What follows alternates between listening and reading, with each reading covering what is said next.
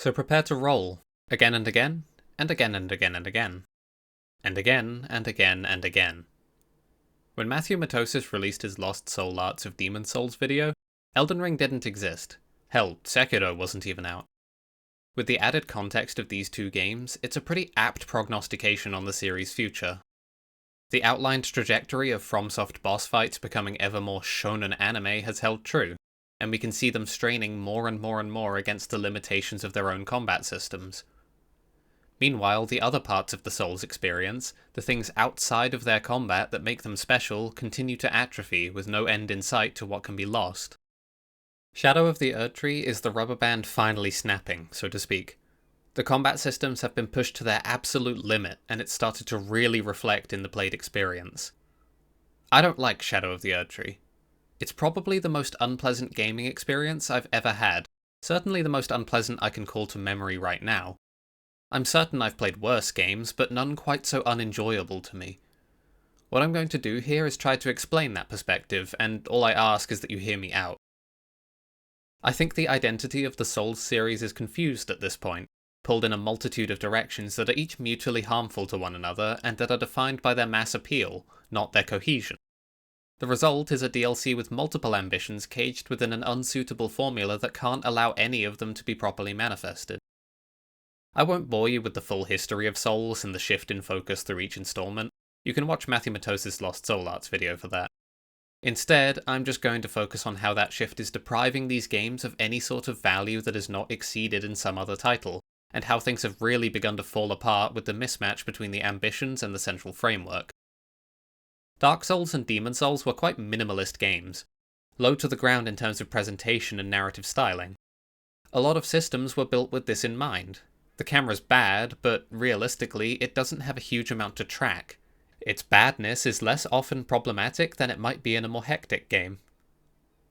Its closer view is a bit more personal in a way that could serve to enhance immersive quality, but that perspective, and the way the camera interacts with the world and with its lock-on functions, is not exactly great for action combat. Not to say they intentionally built a bad camera, they just built one that suited their needs, and thus had certain weaknesses. Shadow of the Erdtree is extremely distant from this idea of minimalism. Everything within it is constructed in a maximalist way, focused on more, revolving primarily around challenge and spectacle and splendor rather than any sense of groundedness. There's always one more swing in the combo, one more ambient damage effect following the swing arc, one more explosion after the slam, and one more hit in the over-the-top anime super move, uniformly unlocked at around half health. In the service of leveraging weak combat systems for a greater challenge and a greater set piece, there's always something more, and there always has to be something more. And it's created by using systems that were built around a very different sort of experience. This excess is straining the core systems of Souls far past their breaking point. They were never made to cope with, or to allow the player to cope with, so much stuff. These are not the core systems of an action game, they are the core systems of an immersive action RPG. This is clearer nowhere than with the camera itself.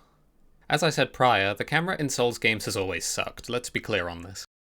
Lock-on breaks when enemies move in incredibly basic ways, the lock-on will center your camera if pressed without the game finding a valid target, and it's very prone to getting stuck on walls or in the floor as it can't go through these surfaces. It's also naturally quite low to the ground and somewhat close, which makes it easy for it to get pulled into level or enemy geometry in a way that obstructs the player's sight. Everyone's had the experience of trying to fight a larger enemy in a corner and being able to see nothing but a face full of their character's back and maybe some flailing textures. Locking off doesn't really help matters either, as it leaves the player to babysit the camera using the digit they press the roll button with. Meaning that you're sometimes defenseless, or at least slower to defend yourself as you try to get the camera to give you any sort of visual that might inform gameplay decisions. It's a sort of wrestling with one's equipment that players really ought not to be forced to go through, as it's serving no real purpose here.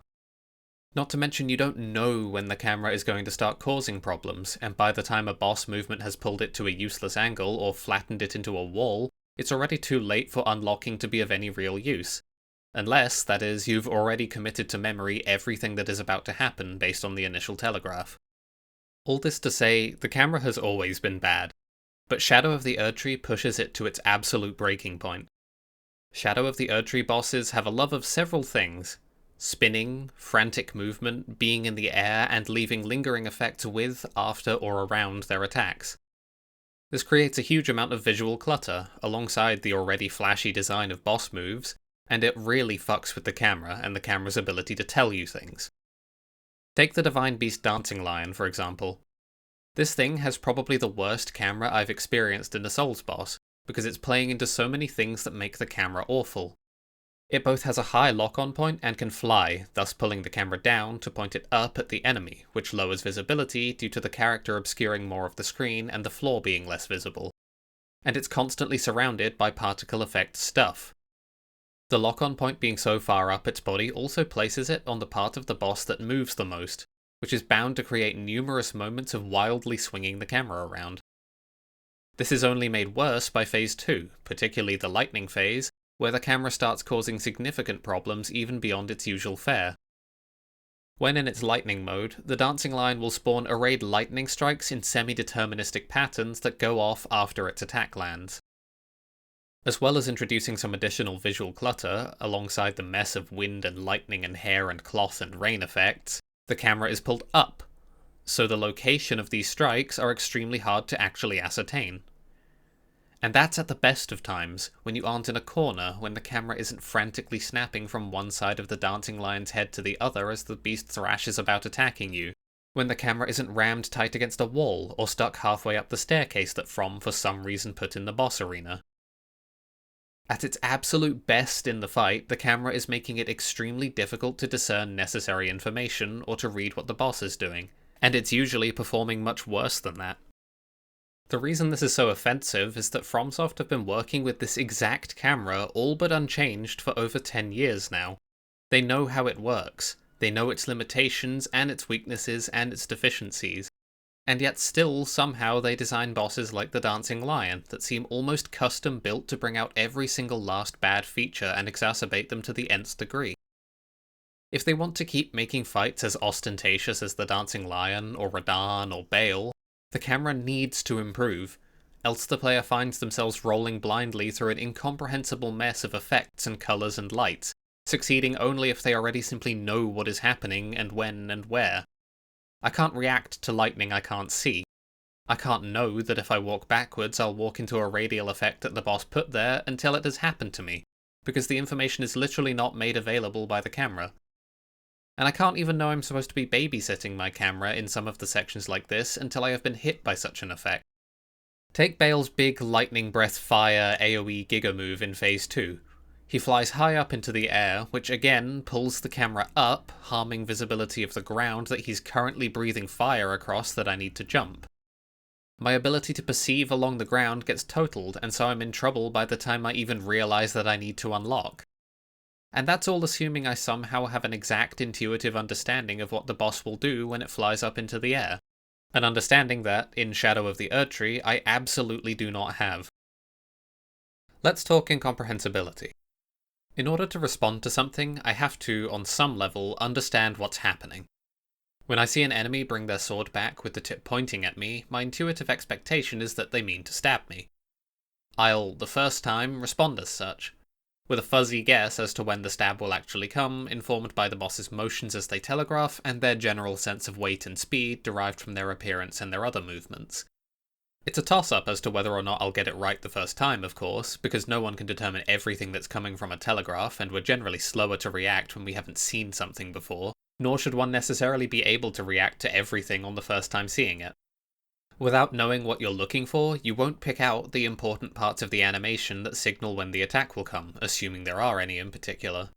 But broadly, I'd want to believe it's uncontroversial that a telegraph ought to provide some visual information regarding what's about to happen, without foreknowledge of what that something entails. This isn't the case in Elden Ring, and especially not in Shadow of the Erdtree. During my time with this game, I found myself completely giving up on the notion that what I see an enemy doing will in any way inform me of how to respond. Hell, half the time during an attack string or particular move, there is so much visual clutter that I needed to see the move at least 3 times before I even knew what was going on, my half-baked solutions thereto being a matter of purist fucking around and finding out. Some attacks I still don't fully understand. In either case, something became apparent. My interactions with bosses, and indeed many regular enemies too, were a matter of rote memorization of their moveset across run after run of throwing myself at them with no real intent to win, just to see more of the fight and to train my responses. Against any challenge, any complex foe, a degree of this is always going to be necessary. Learning how to properly respond to things you're faced with is sort of fundamental, but I've never experienced such obtuseness in terms of figuring out how to respond at face value. In Shadow of the Erdtree, nobody behaves in ways that even approach conventional. This is the start of the issue. From Software, in their desire to challenge players who already know how to roll through attacks and have been doing so for several games, have resorted to messing with the ways enemies telegraph their attacks through delays, deception, and differing kinds of animation once the attack finally comes. Some swing extremely slowly, others very fast, others in a sort of spring-loaded manner, sometimes all within the exact same enemy, using the exact same weapons. From is trying to make it harder to evade when your means of doing so is a roll that provides a hefty amount of invulnerability at the cost of a bit of animation commitment. In doing so, the entire point of telegraphing has been undercut, in that it is no longer possible to get any sort of reasonable assessment of what might be about to happen without having seen it already. Attacks can come out with such a varied sense of weight and motion, with such variance in when or if there will be a random pause in the animation designed to roll catch, that there's no real link between the way a foe telegraphs and how to respond to that telegraph anymore. Take this attack string from the Dancing Lion. The start is relatively intuitive. It started flying, it's probably going to fly at me. There's a bit of deceptive motion in here to disguise when the first lunge will actually come, but the follow-through is slow enough that there's usually going to be enough time to pass the actual motion and respond appropriately. But then, for the second attack, visually speaking, it's just sort of hovering in your face if it's ended up close. There's little to no indication as to what it's going to do next, just a tangle of fur and cloth and horns in your screen. And even if you do manage to guess that one, you'd best be ready for the ground shockwave it emits by pulling its face out of the floor straight after at a much quicker timing, and then make sure you're ready to dodge the spinning vape cannon that closes out the string. For a lot of what's going on here, you can't know that it's something to be ready for until it's happened. This is forgivable to an extent, of course, especially in the latter parts of strings of attacks, but it makes no sense whatsoever from any perspective for the Dancing Lion to course an AoE by lifting its head from the ground, and it makes even less sense when it spins on the spot, head supposedly buried in the ground, to track you for the shockwave.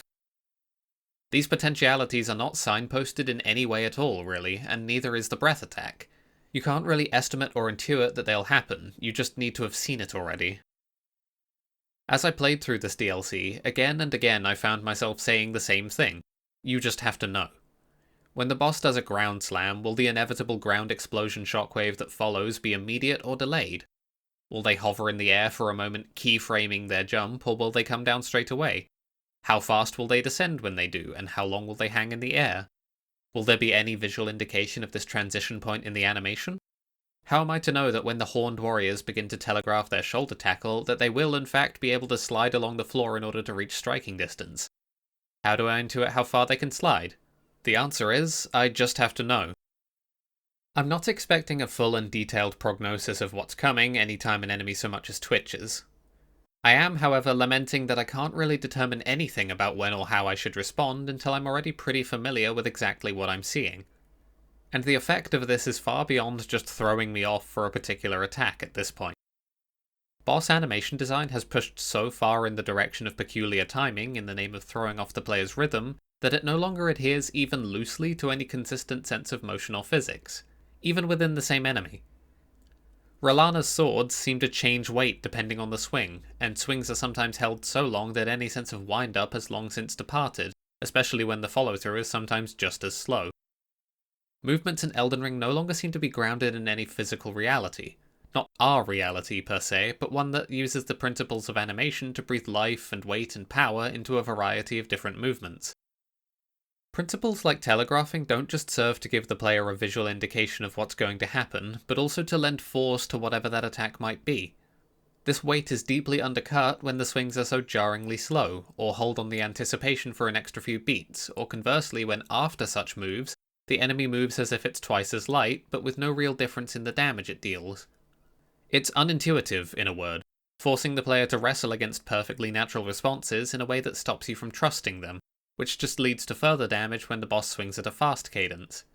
I can stop panic rolling when I see the enemy brandish their weapon and begin to telegraph, but then I'll be caught by attacks with a more normal or faster sense of motion, or spring-loaded attacks that snap through their active frames in the blink of an eye with little visual information, if any, as to when the attack will go active. The player is put in a position of having to fight against their reflexes in order to learn, such that it's extremely difficult to enter any sort of flow state until a very high degree of familiarity is attained through memorization. And all of this is when the telegraph isn't explicitly designed to deceive you. The cases where they're just jarring and unusual, rather than straight up deliberately visually deceptive in order to roll catch. Charitably assuming, of course, that the majority of delays aren't designed for this purpose anyway, which in fact they probably are, but you never know. Regardless, sometimes bosses will start up a motion and then add something to either the telegraph or the follow-through. An extra little motion, an extra pause, or pivoting into an entirely different sort of attack as a means of throwing you off. Take Messmer. This spear thrust attack entails him bringing his spear back and then dragging it across the ground before snapping forward into active frames at the precise roll catch timing. That little part of the animation exists solely for the purpose of jarringly delaying the attack such that it can strike after the player tries to roll, despite this motion being one that should deprive the spear thrust of its force. And this isn't just Messmer. This sort of design is everywhere, in every boss, in almost every regular enemy. And it's had a knock-on effect of exacerbating the aggressive input buffering issue Souls games have always been plagued by. Like the camera, this is a problem that gets more and more severe the further the Souls games move in an action combat direction. Not that it wasn't a problem before, but when every enemy is stuffed to the gills with behaviour intended to roll catch, it causes you to take unavoidable additional damage far more often than is reasonable to tolerate. My mistimed roll on the first swing storing long enough to come out as soon as I leave hit stun causes me to get unavoidably hit a second time, adding the punishment of a second failed roll to the punishment for failing the first one for no other reason than the game's insistence on holding inputs.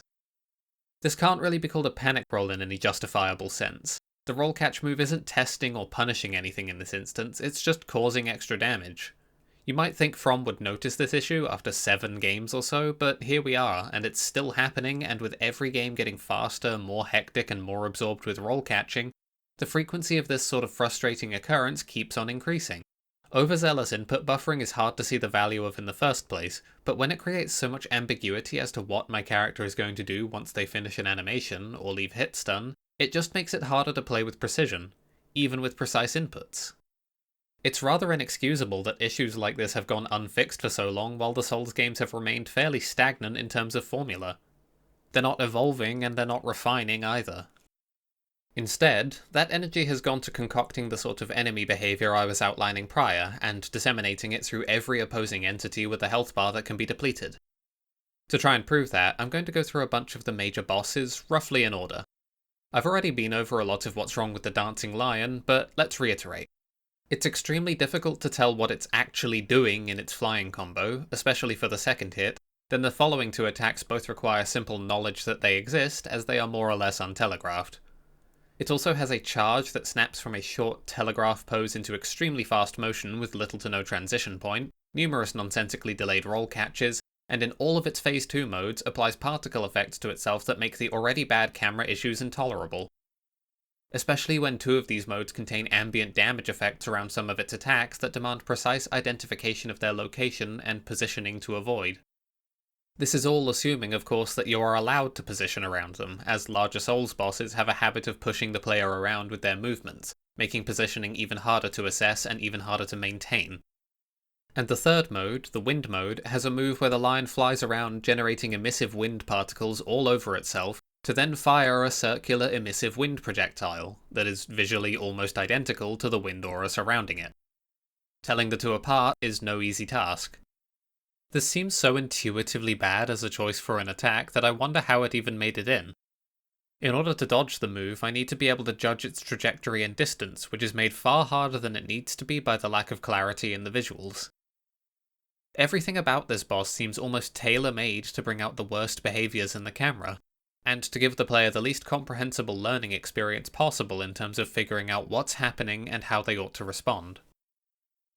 Rellana is one of the better bosses in the DLC, save for the rotten core premise of Shadow of the Erdtree bosses and some annoying behaviour. The ways she moves her swords has a completely incoherent sense of motion and weight to it. One time, when she does a double spinning overhead slice, it comes out pretty fast. Another time, in an extremely similar maneuver, the swords are held for an egregiously long time, despite the swing coming just as fast and just as hard. Another move she has is an alternative motion from her both swords overhead posture, in which she holds for a beat, long enough to potentially deceive a player into trying to roll into the incoming dashing cross, and then delivers a quick slash, followed by a comically long spinning twirling motion before a heavily delayed thrust.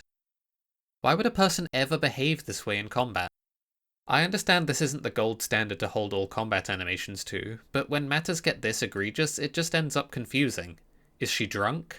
She stumbles around in a full, slow circle with sword overhead. What am I supposed to think she's trying to do? This is a lot of what's wrong with her movement. She moves with extremely fast and snappy motions a lot of the time, but frequently also throws in bizarre, jarring, delayed motions that distort her aesthetic profile, and read visually in ways that raise questions of why on earth she would do this if she's trying to fight and kill you. The reason is that it makes her harder to read, and more likely to catch the player unawares, as the player is put in a position where they can't trust their reflexive responses to motion. A possible response I can foresee to criticism of boss motions like this is that they're feinting, deliberately moving in longer, deceptive ways to bait out a response from the player before striking. To some, this makes it feel more like a real fight, in that the opponent is a being that will consciously act in ways that will give it an edge.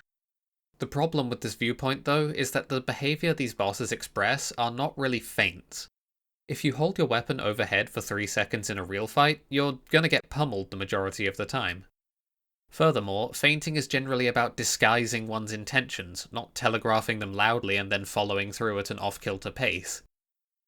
This is rarely going to be useful in an actual fight, certainly not at such delays as Elden Ring enemies use.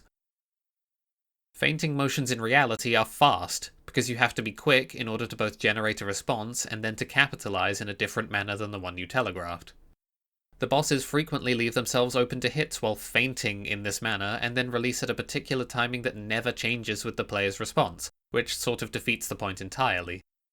Fury implements a boss with the capability of feinting by giving him 2 versions of many of his attacks. A regular version and a feinted version where he pauses the motion for a second to throw you off before following through a moment later.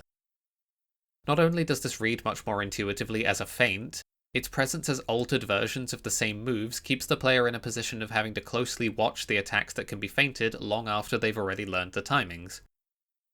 Whereas in Elden Ring, once I know it, I know it. Fury also has a much clearer audio-visual environment for the player to pass information, lacking sprawling monstrosity bosses and the sort of visual clutter that can make subtle motions like this much harder to pick up. In simple terms, the motion is much more overtly deceptive, but the player is much more equipped to understand and deal with it, and the boss's own movements aren't strangely built around the timing of the player's defensive ability. Which brings me to a meta concern. How does the boss know that I'm going to defend myself by rolling in the first place? How do they know this and behave this way even if I never once roll to evade their damage? Say I walk in with a Great Shield tank build, for instance.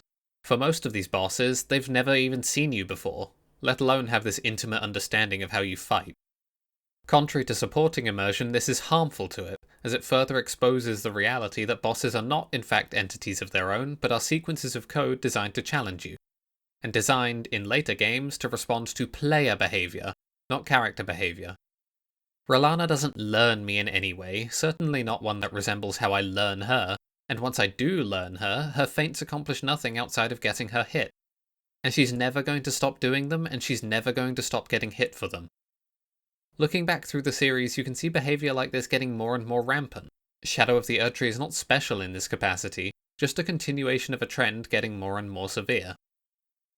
Anyways, once you have her balked sense of movement committed to memory through rote ice pick attempts, she's not too bad of a boss. You can get into a decent flow, and she's got some good complexity. But there's a huge barrier to that flow in the form of all the homework you have to do, and for some, the sheer time you have to wait for your turn.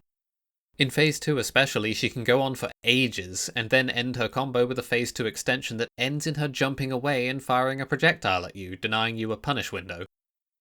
It's not impossible to get your hits in, far from it of course, but sometimes you're just left to dodge and dodge and dodge and dodge, and then for all of your work you get nothing. I think I have a fairly high tolerance for biding my time between opportunities to strike, but I can understand how this can be very frustrating. The intense time between opportunities to attack even once, coupled with the lack of value on each individual strike due to the boss's inflated health pools, was a bit grating even for me. Oh, by the way, Rellana also has an input read heal punish. This is nothing new. Elden Ring was rampant with enemies coded to initiate a particular attack when they see you healing in neutral. Stuff like the Godskins lobbing a fireball at you the split second you hit the Estus button. It's there to stop you from healing safely, as these attacks are designed to pretty much always land if they're used. For Rellana, it's her magic wave. Except it isn't. Her magic wave is usually slower. She has a faster version of the move that she can use out of neutral specifically for the purposes of heal punishing. The thing is, though, she only uses it once in a blue moon. It's an incredibly rare attack, but I don't know that moves of this kind need to exist at all. Getting off a heal without getting clipped is already pretty difficult in its own right, especially in a game with bosses as relentless as Elden Ring's. They don't really need a button that says you cannot heal at range, because there is a substantial chance that I will do a hard-coded attack that is guaranteed to hit you out of it. The last thing worth mentioning with Rellana is the way she slides along the floor when she uses her X/dash move thingy. Nothing about the way the move is telegraphed indicates her ability to roller skate forward along the ground in order to reach striking distance. Moves can have forward momentum without needing this sort of behaviour. There's no anticipation in the lower part of Rellana's posture that indicates her intent to dash. She's standing straight up with her feet mostly together and her legs extended for the majority of the telegraph. It's fine for her to have forward momentum, in fact that's probably expected. But the way she slides forward and the distance she achieves come more or less out of nowhere relative to her posture. This sort of sliding is present in a lot of Shadow of the Erdtree in both obvious and less obvious cases. Combine it with the upward tilt of the camera against most bosses once again causing problems for judging distance, and positioning as a facet of Souls combat is hanging by a thread in terms of mattering at all. On to our next boss, the Golden Hippo. The Hippo was a mistake. Sometimes it moves with jarring speed that does a total injustice to its incredibly bulky frame, and other times it's holding the second bite in its bite combo for 3.5 seconds, or holding its headbutt for a beat in order to roll catch. Apparently even animals have heard that the Tarnished loves rolling and have planned accordingly. Or on a different note, take the head slam attack. The Hippo winds up for a good while for the first one and lurches forward into the motion, but then executes a second slam, because there must always be a further follow-up, at a much faster pace, with the same damage and the same implication of weight on impact. Combine that with a lunge attack similar in nature to the Dancing Lion, where there is a very brief telegraph that doesn't translate to the degree of acceleration this enormous beast is about to achieve, and we have a boss that's extremely frustrating to read. Nothing about its motions sells a consistent sense of physicality, as its movements are built around the player's role, not the creature's own physical presence. And that's of course when the camera isn't causing its own problems, which it frequently is, as always. The lock-on point is high up the Hippo's body, towards its head, a part of its body that it likes to raise into the air a lot, pulling the camera to the floor. It's also very big, moves its head a lot, and the arena has walls that can be reached without too much effort. So to say, the camera is once again a problem here in ways that FromSoft should be well aware of by this point, and yet they insist on continually designing areas and fights that are prone to causing camera issues without offering compensatory changes to it. They pull the camera back ever so slightly, but that's nowhere even close to enough. They're also very restrained with when they employ this and how far they're willing to pull back. A higher camera angle like you see in Monster Hunter could go a long way, making it so that the ground stays more cleanly in view, even when the opponent is doing things at higher elevations. This would be immensely helpful for ground AoE effects like the Dancing Lion's lightning, and for reducing the amount that the camera gets pushed around by enemy geometry. And just like the Dancing Lion, the Hippo also has a Phase 2 that sends all notions of visual readability packing in short order. The Hippo becomes a porcupine, covered in garish golden spines that take up a lot of its body and thus the screen while fighting it. They also glow, have their own physics, and shoot out spikes, and are used for yet more spin attacks. From a giant lumbering hippo. It twists its body against the ground in a way that I still really can't tell where the hits are, and where the spines shoot out. This is a recurrent issue with many of these big flashy moves. There's so much extraneous motion and spinning and flash and splendor that it obfuscates when those motions are actually relevant to the fight. While the Hippo is thrashing on the floor, I don't know when it's actually doing damage by doing so, and when the motion is benign even as I make contact with it, yet further damaging my impression that I'm fighting a real entity. To round off the beast himself, the Hippo also has a big roly-poly that does exactly what you would expect to the camera. All of these delays and camera-eating motions and inconsistent senses of weight make for an extremely unpleasant gameplay experience in which you're hard-pressed to determine what is actually happening to you. And half the things you do find are deliberately and jarringly delayed in order to catch you, or lack a sense of timing or aftermath in the action that would do justice to the weight being thrown around, or the force behind a motion. Because these things just aren't important to FromSoft. What's important is how many times they can catch you. After the Hippo, the next boss you're likely to fight is the big man himself, the poster boy Messmer. And frankly, he's actually quite good. I enjoyed fighting him quite a lot. However, he's good in spite of the rot inherent to being a boss in this DLC, not because of it. He still represents many of the negative design trends. He has plenty of delays, he has several moves with a lot of visual clutter, over-the-top anime stuff, you know how it is. First off, there's the spear thrust I mentioned earlier. It is incredibly deceptively delayed, adding a motion to the attack that makes no sense whatsoever and harms the eventual follow-through, while also jarring with the player's understanding of when they're going to get poked. It's extremely unintuitive, and it takes a lot of brute force memorization to finally force your brain to abandon its intuitive understanding of motion. The same goes for the little spin he can do that leads into the move. He holds the pose for a beat in order to roll catch, even though doing so loses the momentum from the spinning motion, and thus it takes active effort of running up against the attack again and again and again in order to force yourself to adjust, and to fix your memorization. And to force you to engage with the move in this manner, we come to the issue of tracking. Elden Ring has an enormous tracking issue, and it's heavily tied to the delays, I think. See, the problem with a lot of these incredibly delayed moves is that if a player just moves, they would, without incredibly severe tracking, stand absolutely no chance of ever hitting anything. This big delayed stab? It'd never hit me if I could just strafe left around him. Malenia's jumping stab? Would never connect if I could strafe, so she needs to be able to spin on a dime to any angle in order to ensure that the player has to interact with the attack. Rellana's strings operate similarly. She needs to be able to flip her facing 180 degrees for some of her finishers, or she'd launch off to Narnia while attacking absolutely nothing.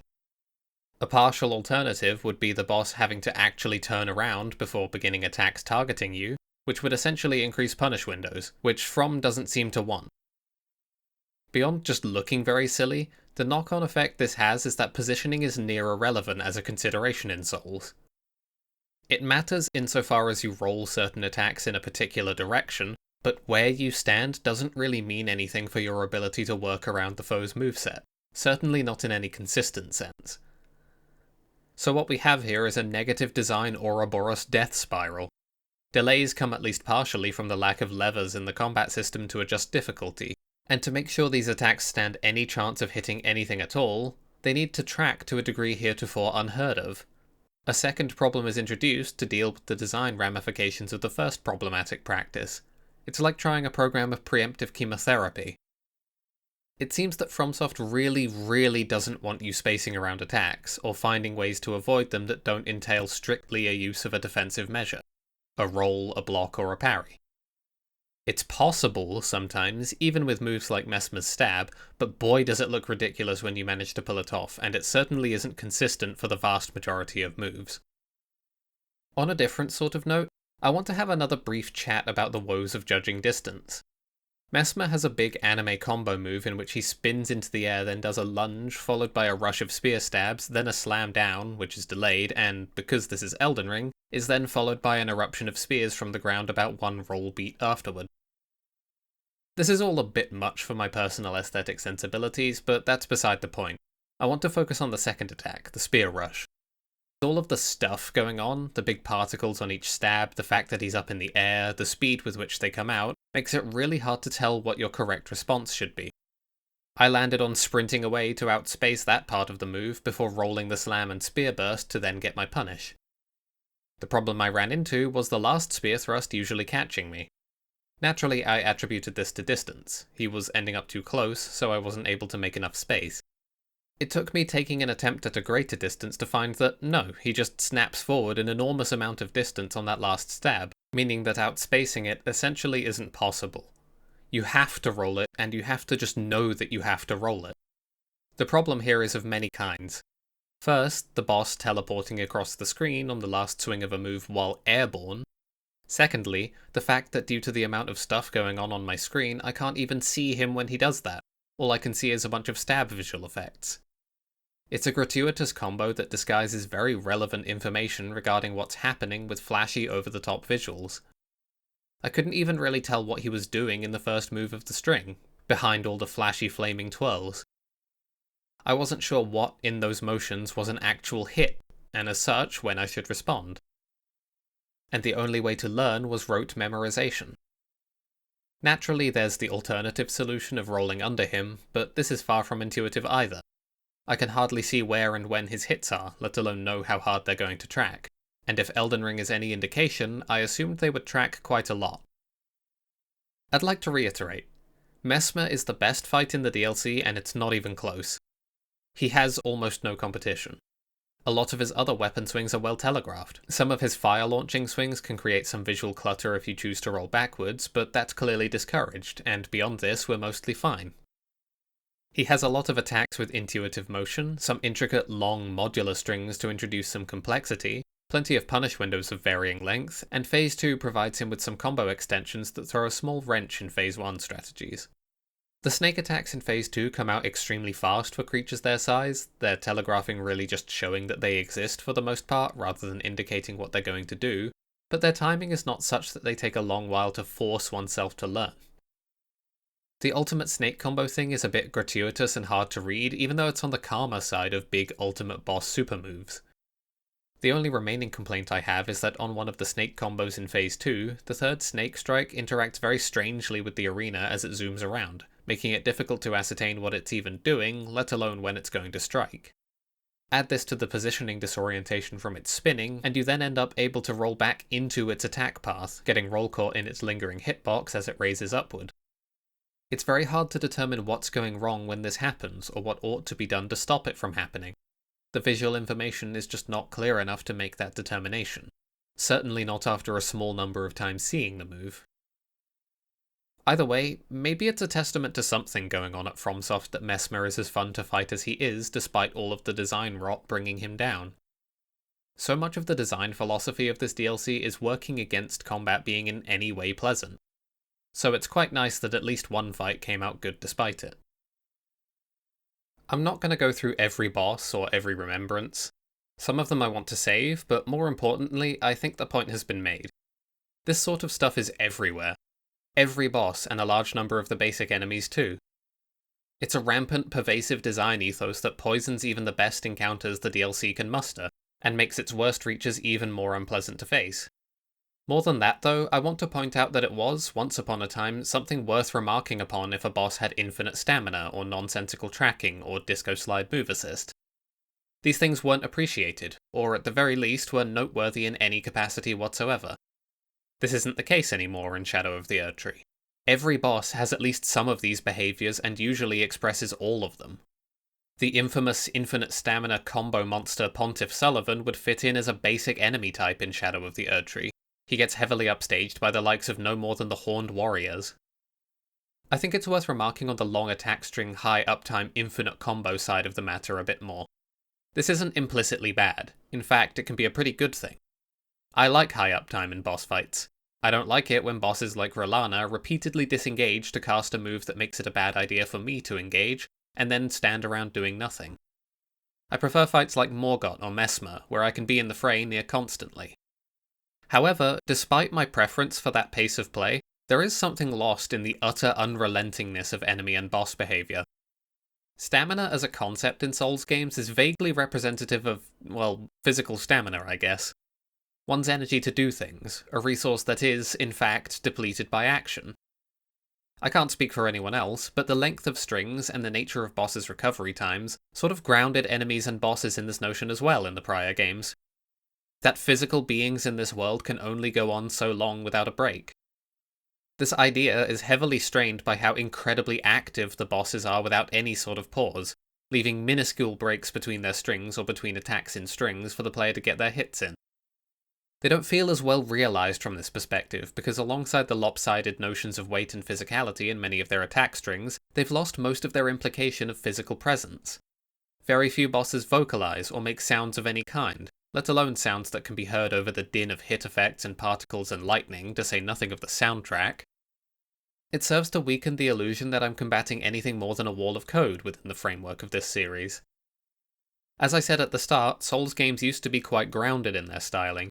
Animation commitment, the over-exaggerated manners in which your characters swing their weapons, and the heaviness of your roll and the stamina system itself, they all existed to bring the high fantasy down to the ground, to make it heavier, weightier, more rugged and less empowering. You're not that special, and the world around you is heavily decayed and very dangerous. Hence why the games are so punishing. This punishing nature is used to get across that danger. As an example of sensibilities like this being lost, look no further than Bale. Bale the Dread, the huge, lumbering, brutish-looking dragon, maimed and heavily wounded from its battle with Placidusax. It's a cool visual design. He's missing his leg, and his wings are tattered to the point that he can use one of them as a bone stake. That's the move I want to talk about primarily, though. He rears up, brandishing his stake wing as it crackles with lightning, clearly telegraphing and using From's still strong presentational styling to convey all sorts of power behind this attack as he drives the wing bone into the ground. This weight is then done an incredible injustice as he just slides his wing free after ramming it several meters into the rock of his arena.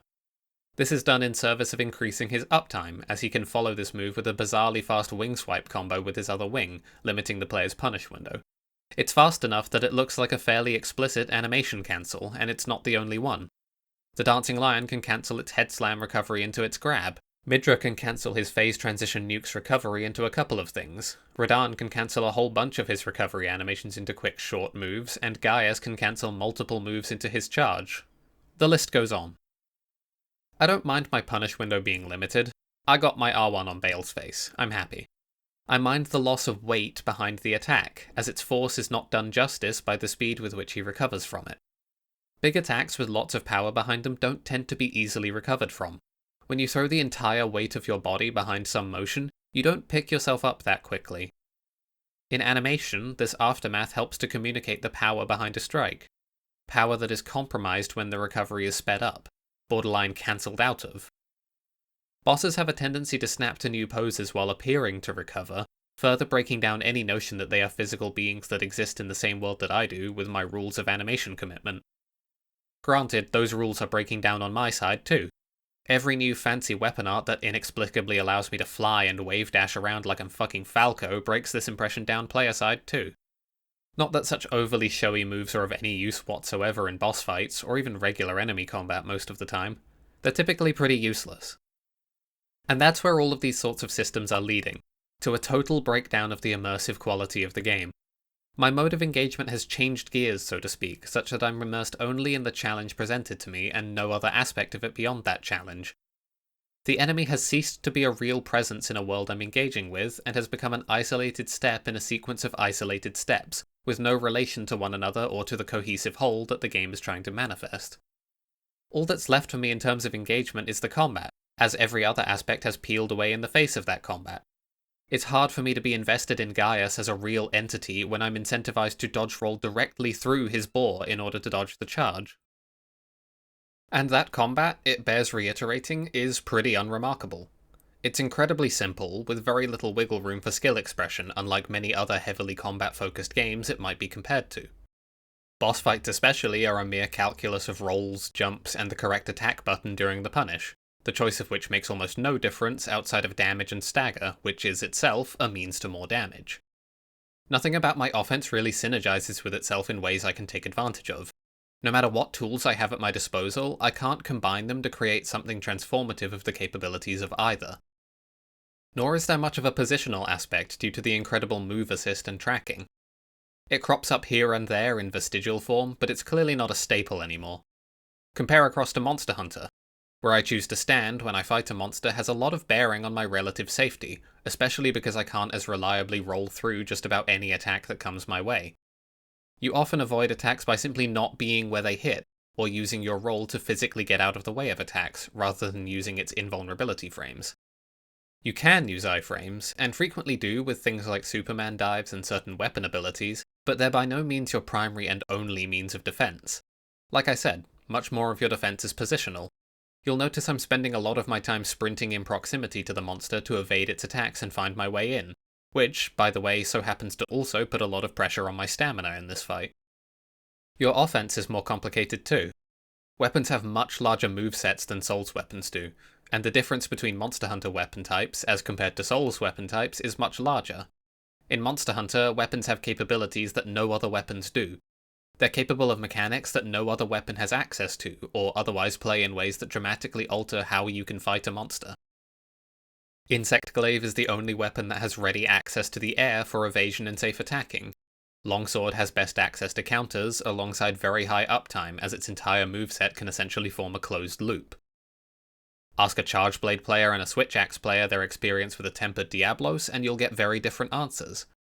Even simply optimizing a punish window on a particular weapon requires a level of understanding of the weapon in order to optimize your strings to each given opening. The design pillar of animation commitment works with the larger movesets and the need to attack more than a single time, typically, to create an environment in which there's a lot to learn regarding how to appropriately work through your moveset in any given window. Go even further afield, out to stylish action with things like Devil May Cry or Bayonetta, and it's even more stark. Watch two good Dante players play, and they will do things you never knew were possible differently by manipulating different bits of the moveset in a variety of ways. Their gameplay will be completely different within the exact same set of tools. Meanwhile, after I beat Rellana, I went to look up some gameplay of him. I watched friends fight him, I watched challenge runners fight him, I watched streamers fight him. And what I saw, each and every time, was essentially just my gameplay. My gameplay, but more refined and well executed. And that's sort of the fundamental issue I have. There's not much skill expression in Souls games due to their lack of depth. The skill expression is relegated almost entirely to the discovery of and interaction with punish windows. In other words, finding the times you can hit and how hard you can hit. I know it probably sounds like all combat systems can be boiled down this way, and that is to an extent true. The difference, though, is in how much boiling you have to do. With Elden Ring, it's really not very much. With Monster Hunter, it's quite a lot more. With Devil May Cry, you're going to be there for quite a while. What I mean by this is that when I'm looking to play a game for its combat, I'm running low on reasons to choose Elden Ring over a game with better combat. There is satisfaction in learning complex boss movesets, but as they become less and less and less readable, I find myself having to fight my own reflexes more and more in order to attain mastery over the fight. And that mastery is, in fact, over one fight. Past a certain point, meaning baseline familiarity and fluency with the mechanics, learning is no longer generalized in Souls. Because the name of the game is in the memorization of specific boss patterns, what is gained from learning one boss doesn't really apply outside of that boss. Maybe some things do, perhaps particular game trends like learning about every jumping ground slam in Elden Ring having a delayed explosion, but nothing really beyond basic terms that don't actually improve your gameplay, just your savviness to trends. I can't even learn that I should expect delays, because attacks are not consistently delayed across all fights, and many foes, even those with plentiful delays, will have plenty of quicker attacks too. I can't really know if an attack will be delayed before it's released, and I can't know how delayed it will be just from watching. It's something that has to just be figured out against the impulse to respond to incoming danger by simply seeing what happens over and over and over. Because of this visual mistrust, and because of the incredibly strong role of memorization, and because of the incredibly low execution barrier for aspects of the game that do not directly pertain to pressing circle at the correct timing, my proficiency at a boss doesn't translate to proficiency at another boss. Beating the Dancing Lion made me in no way better at the game to prepare me for Rellana, and beating Rellana made me no better at the game to prepare me for Messmer, and so on and so on and so on. Even now, after the hardest thing FromSoft have ever put out in the form of Rellana, I think if I were sent to start the DLC again, no memory of the lion, it would take me a pretty similar amount of attempts as it did the first time. Because really I haven't picked up anything in terms of transferable skills between fights. I just have the fights that the game offers committed to memory. And my intricate understanding of Rellana means nothing to Messmer's strings because they're memorized completely differently. In another, better action game, I might get a greater understanding of fundamental game concepts. I might better learn how to position, or how best to navigate my weapon's moveset to string together an offense. I might learn transferable strategies to safely deal damage, and optimize attack strings to increase the damage I get during windows. For a game like Devil May Cry, much of this can reach incredible heights of difficulty. The things the people at the top levels of the game cook up are immense expressions of skill that pertain almost solely to the capabilities of the player character. When you then put skill-expressive space like this up against a roster of varied enemies and bosses, you then find out that a huge amount is possible. You can burn hours upon hours in the game and not even come close to reaching what might be the skill ceiling. And frankly, I'd rather spend my time exploring that space rather than on trying to execute on rolling through boss patterns a bit better. I can understand the appeal of the linear challenge, but the design of that challenge and its unreadability has ceased to be something that I'm really interested in. I'd like to explore more skills than just memorization of and rolling through attack patterns.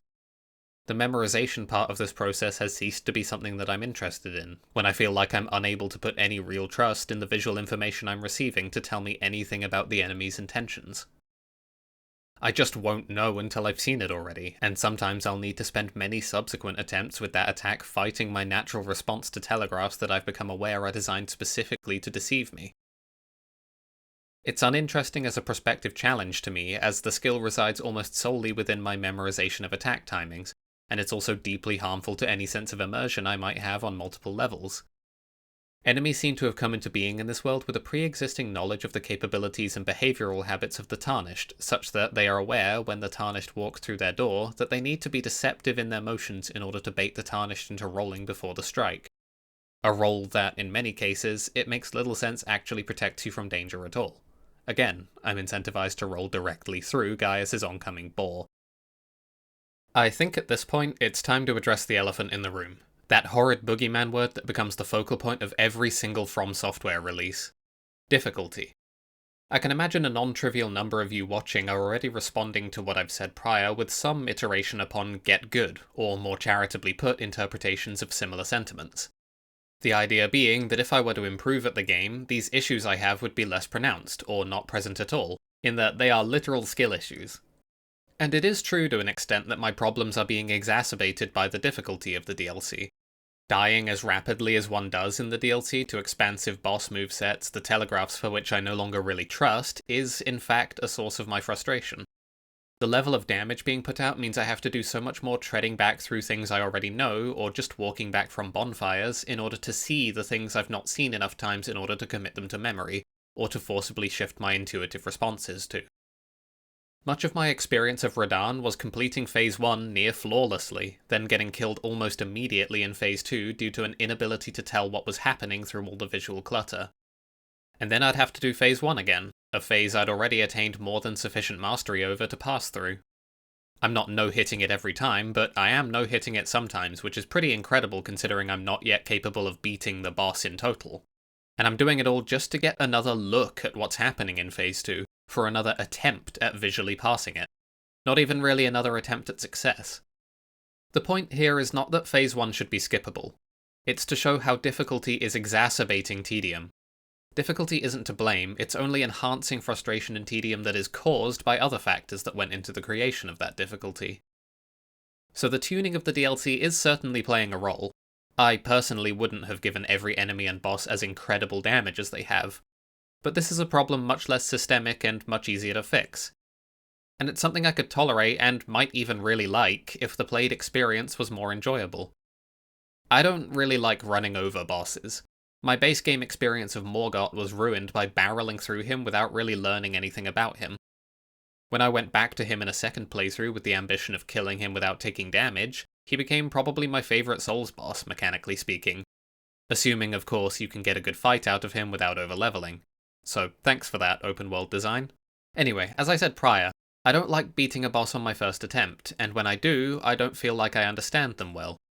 So to say, making these experiences too easy would be problematic as well. I begrudge the way the DLC was made difficult. There's a greater degree of complexity, which is good and appreciated, but it's brought with it the issues of readability, tracking, and occasional unpunishability that I've discussed prior. These things aren't problems because they make bosses harder, they're problems because they make the play experience worse, and those problems are then exacerbated by, to me at least, overly aggressive difficulty tuning. You certainly won't catch me complaining about the health bars of Gale, or Midir, or Orphan of Kos. There's a vague synchronicity between the size of their health bars and the amount of engagement their movesets can support. But maybe now you think I'm being stubborn. I'm refusing to use certain tools that the game has given me to make my way through the challenges it presents.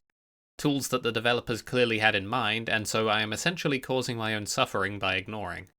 Perhaps you think I ought to run out into the world and find more stacks of the Scadutree Fragments. I did, after all, only end the game with 13 stacks of a possible 20 on my first run, and 15 on my second. Perhaps you think I should be utilising spirit ashes such as Mimic Tear to alleviate the pressure bosses put on, and to give myself more windows to heal or deal damage. Perhaps you think that my refusal to do so means that the quality of my experience lies solely in my own hands, rather than in those of From Software.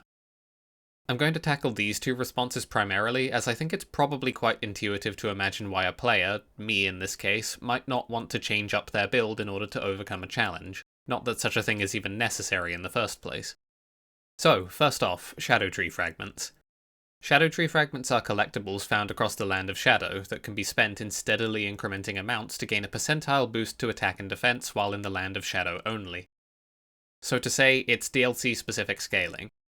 This system likely exists due to the fact that Elden Ring's open-world nature makes it very hard to have a singular, accurate estimate as to the player's level going into the DLC. A reasonable concern, and a good one to preempt. DLC-specific scaling is probably overall a heads-up call for FromSoft to have made, given this issue. The nature of that scaling, though, leaves something to be desired, and it's had wider-reaching consequences for the RPG mechanics. Scadutree Fragments are mostly found scattered around the game's overworld. Some of them are by Miquella's crosses, and as such are easily found, but many more are hidden away, not behind any particular task, just lying around in awkward places. A few are contained within miniaturized copy-pasted hippos. They take the place of runes as extra incentive to explore. Exploration yields strict statistical benefits, much the same way exploring for runes does. I can't speak for anyone else, but in games containing an exploration aspect, I like to explore as takes my fancy. I don't compulsively mapcomb, or feel it necessary to delve into every last cavern and catacomb, or every last corner of the map world. I'll go to the places I'm interested to go, and go down the main path when that interests me more. Elden Ring has a fairly strong design pillar of player freedom, and as such, behaviours like this should be within its parameters. Elden Ring, if it values player freedom, needs to be able to handle players exploring thoroughly, exploring not at all, and everything in between.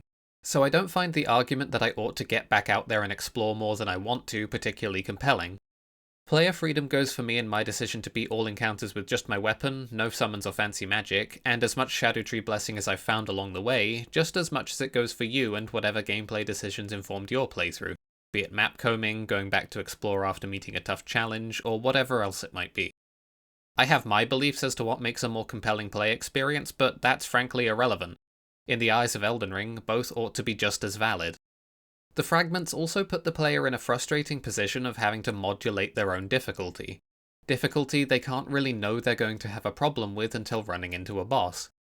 The player is made to do the work of the developer in terms of curating their own experience, but the player, unlike the developer, has no pre-existing context for how hard something should be, or what level they will most enjoy, or even how many Scadutree fragments will allow them to reach an approximately correct difficulty level. I can't imagine the experience of thinking, okay, that's enough exploring, I'd like to progress a bit now, and then having the door shut in your face by excessive damage is all that fulfilling to players unwilling to bash their head against the wall. Furthermore, for my part, I just can't find the prospect of running around the map on a scavenger hunt for particular items that could be anywhere all that appealing. I prefer exploration to find whatever might be there, not to find specific things, if that makes sense. I don't really care for the overworld content either. I find that the open world damages a lot of what makes the Souls formula strong by rendering encounter design totally moot through torrent and often lacking much in the way of interesting level design that is pertinent to the play experience rather than the vista. I find the dungeons in Elden Ring pretty uniformly boring, and I find the ruins a bit worse, so I'm not exactly into the idea of having to go out looking for fragments. I'd be replacing the lack of fun I'm having learning a boss whose design I find frustrating with the lack of fun I have walking aimlessly around an open world whose design I'm not enthused by, looking for pickups on the ground. all in the name of a minor reduction in my frustration with the boss, in the form of a reduction in attempts taken, which essentially nets me time that I spent instead looking around the open world for fragments. Given this choice, I'll generally opt to grind out attempts on the boss. Next, I've received a pretty substantial sentiment that I'm ignoring a lot of tools to deal with damage, or ways to avoid damage other than rolling. I'm unduly concluding that rolling is the only option, when in fact there's many. Several Ashes of War act as evasive tools, jumping exists, shields exist, some spells even provide defensive benefits. In the face of all of this, how can I reasonably say that rolling is almost the sole defensive maneuver and stick to that in my own gameplay? It seems almost intentionally obtuse. The problem with this line of argumentation is that it is one that, again, simply pertains to difficulty. And difficulty isn't the problem. High difficulty simply serves to exacerbate what is already present. Equipping Bloodhound Step or some damage negation spell or what have you would simply serve to make things easier, rather than delete the design decisions that are causing me to come away with negative opinions. I don't think it's fair to say that bosses are designed around these techniques either. It would rather fly in the face of the player's freedom of choice in terms of their engagement and approach, which is a core design pillar, if the intended solution to boss fights was to replace whatever Ash of War you have and like with essentially a better dodge. This all assuming you're using a weapon with the swappable Ash in the first place. I spent most of my first run using the Godslayer Greatsword, and you can't put Bloodhound Step on that. Nor would I want to if I could, frankly, because my roll was perfectly sufficient to deal with all the encounters I ran up against bar 2. Bloodhound Step, meanwhile, overly trivializes most boss patterns. I gain ease of access at the cost of my already diminished interest in engagement. There's a point at which I'd prefer not to bother at all, and using Bloodhound Step or some other roll plus Ash of War passes that point. Which leaves us with shields as the other alternative damage avoidance method. I did actually use a shield in my first playthrough, but only for Radahn, and only because he has an attack that I couldn't identify a strategy to consistently dodge, and at the time, neither could anyone else. I'm not sure if it has now been determined to be consistently rollable, but the strategy I saw employed entailed no armor, no punishing a huge number of potential windows, and sprinting left for half a second after just about every single action in the fight just in case he did it. It's this 3-hit string. It would, without picture-perfect positioning in the terrain that you can't consistently dictate, always roll catch me on the second hit. I couldn't roll through both the first 2 hits in any consistent manner. The hitboxes on his swords are large enough and his tracking strong enough that he will almost always catch you even if you try to go under the second strike. So yeah, I did use a shield. Once I was presented with an attack that I literally could not consistently evade, when the game essentially gave me no other choice. On my second playthrough I messed around with the deflect tier a bit instead, as you've probably been noticing, and bootlegged Sekiro is okay, I guess. Certainly the game is strictly improved if the deflect tier is simply a baseline mechanic, but a lot of what I'm annoyed with persists regardless of whether this is the case or not. Beyond the absolute extreme of the Radahn attack I mentioned before, shields occupy the same space they always have in Souls games. It's easier to execute on blocking than it is on rolling through attacks, but more or less strictly worse to do so. Blocking will, unless you heavily invest into building around it, and sometimes even then, consistently eat more of your stamina than the equivalent weight in rolls required to dodge through the same set of attacks. On top of this, blocking opens you up to dangers that are not there if you roll. You can get guard broken if you run out of stamina, you can get block stunned into follow-up attacks or lingering damage effects, the latter of which almost always deal damage types that will cause chip damage through your block, and many regular swings in the DLC have similar extra damage types on them with the same effect. To make a long story short, blocking puts me in positions where I'm worse off coming out of an attack string than I would have been had I learned to roll it. And as we've already established, my contention isn't difficulty. And I prefer interaction with the boss moveset such that I attain mastery over it in a way that precludes blocking in its current design. Hell, blocking instead of rolling even often costs me access to the consistent best attack of most weapons movesets, being the rolling R1. Rolling R1s are fast, especially for colossal swords. It's a very good move that lets you weave in damage between strings or between attacks in a string in a way that is much more wieldy than a guard counter, even if the guard counter has higher reward. So yeah, I don't really want to block, and outside of the things in the game that are literally undodgeable or close enough to that point, I'm going to stick to dodging for the most part. Blocking does nothing for me that I want, as opposed to rolling. All I get is ease, which is not something I care about. If shields presented more in terms of legitimate trade-off against just iframing through everything, I may feel differently. Currently, that trade-off is non-playstyle transformative. I change the inputs, but the output is pretty much identical but with some numbers shifted. If From wants me to stop rolling, they need to stop making it work so reliably for the overwhelming majority of their games. The last possible thing on the docket is Spirit Ashes. Spirit Ashes are summons, essentially, just summoning in an NPC ally rather than another player. They don't improve the boss's statistics when used the way a regular summon does, but they cost you some FP, or in one case health, to summon. I've seen it said quite a lot that Elden Ring, and this DLC especially, are balanced around ashes, and as such to not use them is to place an unnecessary difficulty burden on the player, or not using the tools the game gives you, or something to that effect. It's an option in the game and it would make matters easier, which would mean less time spent on frustrating content. So why not? Because, put simply, I think they make the play experience worse. They definitely make things easier, but this isn't always good, and the way they make things easier is by no means a good thing. They're a part of the game, absolutely, but the game doesn't really account for them well in terms of balancing. Especially not the likes of Mimic Tear or Black Knife Tiche. The reality of the matter for all of them, though, is that Souls bosses don't do well against multiple opponents. Their attacks are designed almost exclusively around interactions with a single opponent that behaves in the way a Dark Souls player character does. You can see this with how incredibly open they leave themselves to threats from other directions when they're executing a string on a target. Ashes buy you some unbelievable punish windows in these games, and this is then compounded by them putting out their own damage, with little to no regard for their own well-being. That's a lot more damage, with a lot less having to care about what the boss is doing. They're so capable in this capacity that I can't imagine the play experience was designed with them in mind.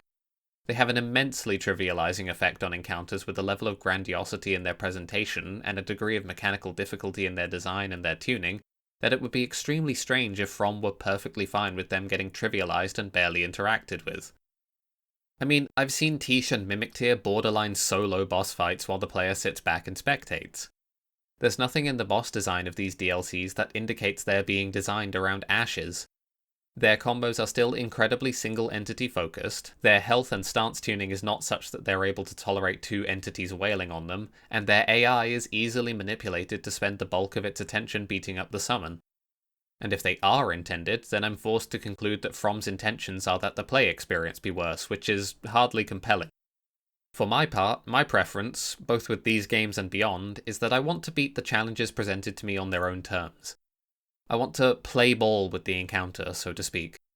I want to know how to effectively deal with anything they can do, rather than put myself in a position where I don't care about any of their game actions. I don't just care about winning, even if the encounter is something I don't enjoy. I find this valuable because I want to have a stronger understanding of what's going on in the encounter, positive or negative, so that I can draw stronger conclusions about my experience with it. I also just find it more satisfying to win this way. So no, I'm not going to use ashes, and I'm going to continue not to use ashes right up until I no longer believe that they make the play experience worse.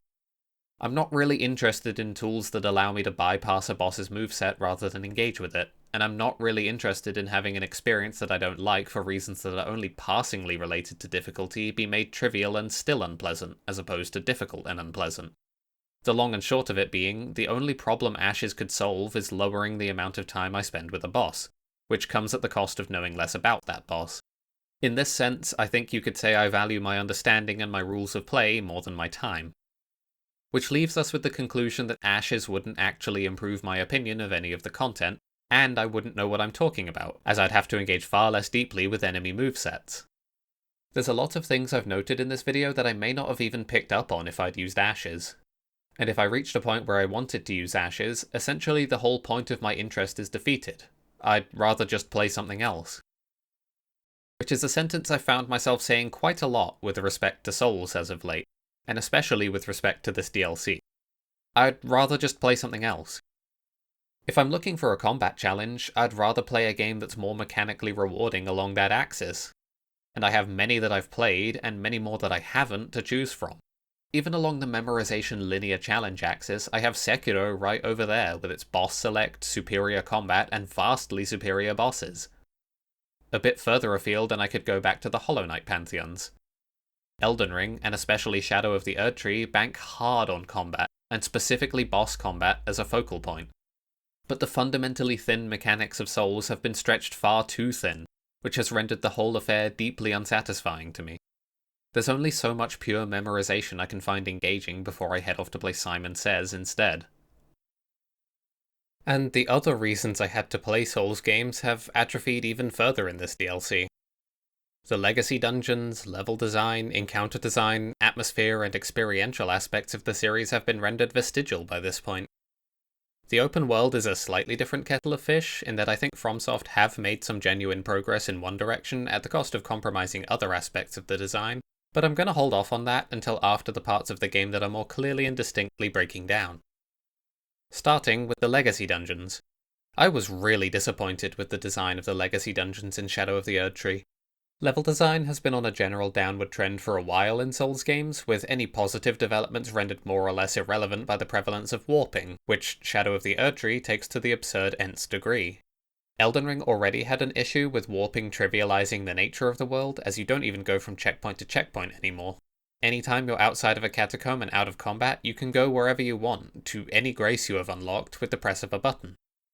We'll be coming back to this once we talk about the open world, but even for the legacy dungeons it has this effect of neutralizing their sense of place.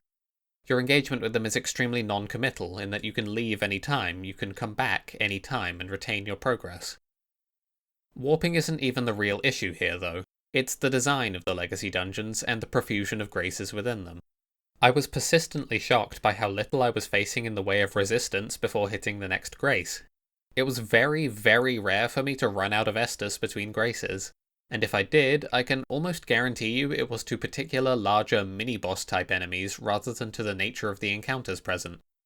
So to say, the health loss was more brought about by a single difficult enemy, and much less frequently by more curated encounters, where the nature of the enemies and the environment works together to pose a greater threat. Seemingly the best that FromSoft can muster in this capacity anymore is having enemies hidden round corners, a technique that they abuse comically frequently at this point. There's a stretch in Bellarat in which there is an enemy hidden round a corner in a tightish alleyway, leading round to an enemy with their back turned, and an enemy hidden round the corner next to him.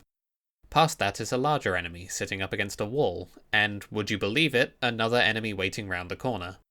The playbook has worn extremely thin, the way that a jump scare might be novel and pay off atmospheric tension the first time, but become obnoxious and immersion harming the 10th. This particular trick is especially harmful from my perspective because it's once again so meta. It's fine in moderation, but its overuse gives the impression that the entire enemy roster is aware of the existence of exactly the Tarnished being on their way sometime in the near future. Maybe they're aware of the progression path too, and where the graces are, and the paths between them. In any case, it's rather an easily avoided trick, and it's very, very played out by this point. Basically, the only other encounter design concept they still utilize beyond this is placing a ranged enemy in an unreachable location to be accounted for while you deal with whatever's in your way to them.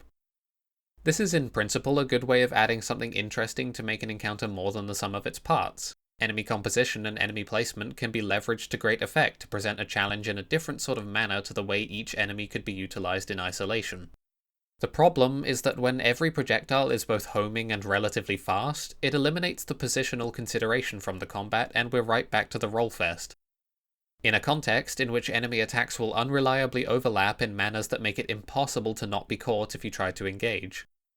This doesn't make the encounter impossible, far from it, and we retain the possibility of bringing the main combatants to areas out of the line of sight of the shooter, but this is in itself limiting to encounter design. We need a place to break line of sight from the shooter. The alternative, fighting the enemies while the ranged enemy is doing their thing, involves either brute force tanking or a frustrating amount of waiting and baiting to take pokes. Not to mention, it is, once again, the same thing every time. Compare back to the prior games in which the exact same sort of setup is used. There's a span of Undead Berg where you're faced with a few armoured hollows and some more throwing firebombs from a rooftop that's unreachable for the moment. The difference between a firebomb and a homing spell is that the former doesn't track me in anywhere near the same capacity, and so I can use my movement to remain safe. Something that throws a wrench in my fighting of the melee enemies, but rarely if ever threatens me with hit-confirm overlapping combos. You'll probably also notice that the terrain is playing a pretty important role here. The narrow bridge makes it difficult to maneuver, and the enemies behind, plus the pressure from the firebombs, corral the player forward into a fairly small room with 2 more enemies, and a third about to burst through the door. Each of the elements at play here is working to create a particular sort of challenge with a variety of different approaches, testing the player's decision-making and response to pressure just as much as their ability to roll around and stab basic hollows. Or maybe compare with the Channeler and the Berenique Knight in the Undead Parish. It's a big, pretty tough enemy with a caster watching from an opening above. The Channeler's spellcasts are, usually granted, very distinctly audio-telegraphed as a sort of counterweight to the spell's sheer travel speed. You can hear the Channeler performing his incantation, and then the release of the spell, giving you plenty to respond to even if you can't directly keep him in frame.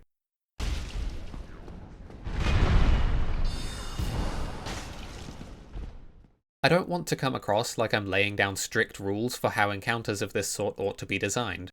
Rather, my intention is to show that decisions made in terms of enemy placement and the capabilities given to enemies and in what combination have consequences on the way the encounter plays out. A trivially true statement, sure, but one that's important to remember in the context of a game like Elden Ring. The way encounters are in Shadow of the Erdtree, and Elden Ring more generally, seems to discourage looking for positional solutions and encourage rolling. The environment is rarely leveraged for or against the player, as most fights take place on fairly open flat ground, indoors or outdoors, with the potential inclusion of an inaccessible ranged element. They're basic combat challenges in which I'm incentivized to either roll my way to victory or run on by, since the next grace is likely just around the corner anyway. We're back once again in Combat Land, with all of the problems that come with Souls combat, but without the complexity and engagement of a boss encounter. We're losing out in terms of encounter design to the prior games, which were more thoughtful in their assembly and curation of encounters in a level, and we're gaining really not much in return, with many of the same problems those games had still being present, like the fact that I can run past enemies at all. This is a difficult thing to stop, but it isn't very good for level design that I can just run past every enemy in a level to the next grace. Returning to the overabundance of graces, I want to make clear why this is such a problem for the game. Graces are checkpoints. They save your progress, allowing you to start from a later point in the level should you die. You can see each span between each grace as a leg of the journey to the end of the level, and in that manner, each leg tasks you with making it through the challenges it presents in one piece. Die and you'll be reset back, losing your collected souls to your bloodstain and risking their total loss if you don't manage to recover them before you die again. It's a very basic kind of checkpoint corpse run system, but one that can be leveraged to very effectively define moments of tension and relief through the careful curation of when those checkpoints are given. I'm sure anyone watching familiar with any game of this sort of setup has experienced the feeling of being out of resources and low on health, and desperate to find a new bonfire or grace or lantern or whatever else, in order to refresh and keep the progress that they've made, and to spend their souls so that they're not at risk of losing them. It's something that doesn't in itself feel good, but that helps to define the reward structure of the games it's present in such a manner that it defines a lot of memorable experiences and higher highs when the checkpoint is found. The ranges within this system, the depths of the lows and the peaks of the highs, are infringed upon when that point of tension is rarely if ever reached, when there's not enough between checkpoints to meaningfully deplete my resources before I arrive at the next one. I end up contending with any given stretch of the game far less than I might otherwise, and I'm asked to attain a much lower level of familiarity with it, or mastery over it before, due to warping, I never have to see it again. This profusion of graces is part of why legacy dungeons in Shadow of the Erdtree feel so small. You're barely faced with anything on your trek between checkpoints, and the times in which you are generally just big, singular mini-boss enemy encounters. The Horned Warriors in Bellerat, and everywhere else now that I think about it. Those Horned Murakumo dual scimitar warriors make up a startlingly large number of these encounters. But even when they show up, it's rare that you have to deal with much after or before them before another checkpoint is thrown at you. This gets bad enough that in the first leg of the final area, all that waits between the first 2 graces is literally one guy. Just one bird knight fellow on a staircase. Defeat him and you're at the next grace. This startling frequency has a heavily diminishing effect on the positive sense that comes from finding a grace. Most of the time when I ran into a grace in Shadow of the Erdtree, I had this feeling of, really? Already? Rather than anything approaching relief. The only times the levels posed any real threat was when they threw mini-boss tier enemies at me, which has the feeling of boss grinding rather than level progression. But the boss, in this instance, has very little health and can simply be run past most of the time. And it once again puts us in a position of the game's only real moments of challenge or engagement coming from straight-up combat encounters against singular intricate foes in relatively open flat ground. I've been over this sort of stuff a few times now, so I won't belabor it any further. Suffice it to say, I think this is not what Souls games were ever particularly good at, and I think they're done a disservice by focusing on it. The overabundance of graces further atrophies level design in that it makes whatever shortcuts may exist or whatever complex layouts may actually be present almost totally irrelevant. Take the first leg of Midra's Manse. From the first grace you head through a few rooms, once again facing down almost wholly unthreatening enemies in pretty uncompelling layouts that do nothing to amplify their danger, eventually finding your way up a ladder and across a few still unthreatening vertical sections and to the next grace. For me, long before I ran out of resources.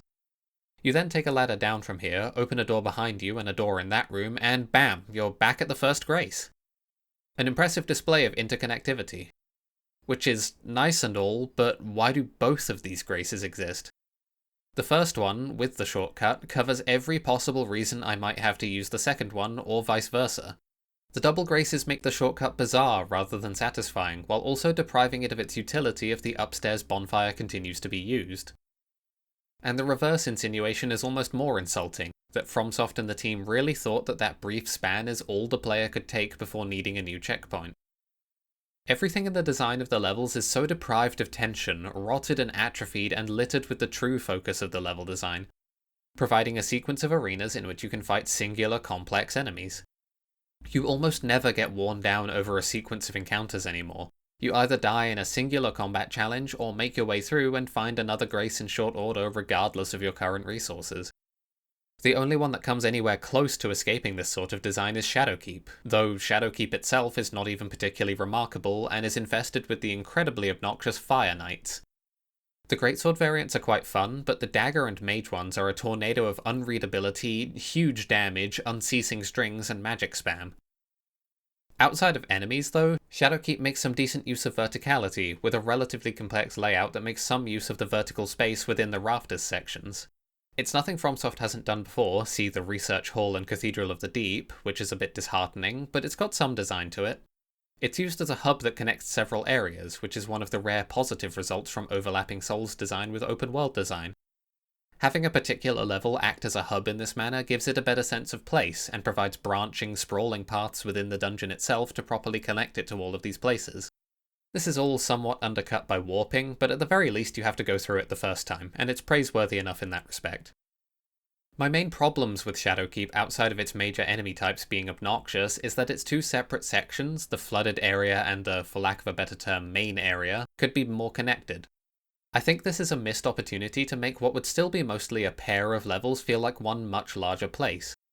It would also contribute in terms of replay value and variety, because it would provide a different total experience of the levels between entering from one path and entering from another. It seems relatively proven that non-linearity of this sort is satisfying, and it's something that open worlds can be quite good at, especially when the concern of progression gating is gone due to the DLC-specific progression of the Scadutree blessing. There was the opportunity to do something great here, but instead we did something just okay and done several times before. Cathedral of the Deep, but again and worse, conjoined to New Londo, but again and worse. The only real connection between them is the ability to hop down to the main section of the specimen storehouse from the upper levels, which are accessed through the church district. This is a pretty neat connection, allowing the player to skip over a lot of the outer part of Shadowkeep and bypass the Hippo entirely. You even get one of the only somewhat long stretches in the game from backtracking to play the level in reverse. A decision no player would realistically ever actually make, or need to, but a decision nonetheless. The far more common experience, even if you do find this skip, would be to warp back out and then enter Shadowkeep through the front door by killing the Hippo. And the level design in no way accounts for this backwards approach. The shortcut into its room can't be opened as the door can't be interacted with at all, which is one of the things that makes the stretch of the level somewhat longer. And you can't even attempt the Hippo more than once from this direction, as once the fog wall is in place, the one leading up into Shadowkeep can't be interacted with for subsequent attempts. There's a lot of potential in an open-world Souls game for varied sorts of experiences of the exact same level, but it's a potential that Shadow of the Erdtree is completely uninterested in. Just about every legacy dungeon is a straight line from start to finish, littered with graces to make progression completely without tension and annihilate the purpose of shortcuts, giving off the impression that every level has been built precisely with the player in mind, and homogenizing them into near-identical, flat, hollow experiences. So, if not for the combat, if not for the curated, more designed levels, what else is there to play for? The answer should be fairly obvious. We're left with the open world pretty much exclusively. To Shadow of the Erdtree's credit, I wouldn't strictly say that it made the open world worse than in the base game. Damning with faint praise, I know, but I imagine you've already picked up that I wasn't the most fond of the idea of making an open world Souls game to begin with. To my mind, a lot of what makes Souls games interesting to play in the moment-to-moment levels is the encounter design. The curated and careful use of space and the enemies within it to present particular sequences that challenge the player in ways that no single part of the encounter does by itself. It's like the Souls games in general, the use of the parts in a way that makes them more than their sum. This is, as you can probably imagine, quite hard to do in an open world space. You have so much space to account for, and some of it, almost by necessity, is going to be wide open. This is fine to an extent. We don't necessarily need every facet of the level to be this intricate Undead Burg-style affair, but the problem is that so much of the space is wide open in a way that neuters the game's ability to do anything interesting with the enemies and layouts at its disposal. And this is long before Torrent gets involved, single-handedly rendering almost every single hostile entity in the overworld entirely unthreatening due to their inability to keep up with him. The game literally cannot present encounters to me when I can speed past them. It can't threaten me or provide me with any cause for tension in my exploration of the open world. I mean, it even doles out extra Estus charges for free, usually long before you're in any position to need them, and grace saturation is not sparse enough to justify the extra pick-me-ups. In order to create an open world the size of Elden Ring's, capable of delivering the sorts of tightly designed sequences that make Souls levels what they are, FromSoft would either have to get really, really creative, or essentially have infinite time and money to pour over every last scrap of space in the game. Because the simple fact is, the more space that exists, the less time the developers have to give to any particular part of that space. This is all base game stuff, though. Stuff that applies to Shadow of the Erdtree as well, but I'll try not to bang on for too long about it. Suffice it to say, I don't think Elden Ring does very well at combining the concept of an open world with Souls design sensibilities, and I think both sides are suffering for it. The Souls side suffers from a loss of care and attention, and the open world suffers from a lack of variety in gameplay styles or possible things to do, as all the Souls formula can really offer is combat and exploration, the latter of which being somewhat reliant on novelty, which open world design sensibilities tend to damage. In Shadow of the Erdtree itself, there is actually some give and take in terms of the way the world is put together. I had bemoaned in the base game that exploration was overcrowded with copy-pasted dungeons with uninteresting layouts and irrelevant rewards, and Shadow of the Erdtree cuts down heavily on dungeon saturation, and those dungeons that are present have a bit more going on in terms of structure and differentiation. I'd maybe even be willing to hazard the opinion that some of them, like the Bellarat Jail or the Forges, are better designed than the Legacy dungeons. Still terrible boss quality at the end, and encounter design isn't exactly greatly improved, but we'll take what we can get. The biggest loss is that there's no dungeons quite like Ruinstrewn Precipice, which effectively gets across the sense of progression visually and serves the gameplay function of connecting Altus and Liurnia. Ignoring, of course, that warping makes this mostly moot past the first run. In its stead, there are more in-between level spaces like the route down to Abyssal Woods, or All of Rao. A positive development to be sure, as this use of space gives the zones a bit of identity back in terms of structure as compared to everything else, but it comes with the encounter design deal-breaker of enabling Torrent. These connecting paths, despite the damage done to them by Torrent and their general disinterest in encounter design, present parts of the world that are somewhat memorable in their own right, both due to their connective quality and their differentiated visuals as a result. This is, in principle, good. In the absence of anything to do but discover or fight, it provides a reward for exploration on the discovery side of things, and allows for a sense of progression in the nature of the spaces you go through that helps convey the journey and the scope of the world. There seems to have been a greater degree of thought put into how to put the world together, even if some amount of it strains against making diegetic sense to me. The way to the Scadutree altar being so out of the way, for example. I think it would be very much worth FromSoft's while to make the ways these spaces connect make more sense, if only to help bind the world together in ways that don't raise puzzling questions about why the only way to some huge expanse of land is through one small cave hidden off in a corner. At the same time, though, the presence of less obvious connections and more hidden away sub-areas gives the player all the more reason to be excited to interact with the open world. In any case, the DLC through Shadowkeep and Rao manages to take a step closer towards playing with the combination of more traditional open spaces and more closed-off Soulsy areas to decent effect. Some interconnectedness would be appreciated, alongside perhaps some more route variety to create it, as not every zone can be reached from more than one angle, but it's certainly a start. And it's certainly an improvement. It's a shame, then, that those Soulsy areas are so lacking, and that the open sections are so without tension or consequence. There aren't really many moments I can recall that I had while exploring, because nothing in the world is fast enough to catch me if I just run past it, and the geography's role is hamstrung by the presence of warping and the lack of opposition in non-combat forms. Even the good old Poison Swamp barely means anything anymore, as it can't poison you while you're on torrent. I understand that on the whole this is a difficult set of problems to solve, but it's a set of considerations that need a lot of attention if the games want to take this direction as opposed to the difficult boss pattern path. As it stands, traversal and tension in the open world are arranged in an egregiously convenient manner.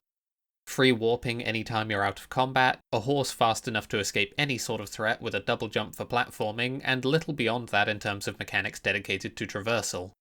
There's even a free stake of Marika outside of any field bosses. Convenience like this doesn't lend itself well to much beyond zone-out junk food style gaming in terms of the experience it provides.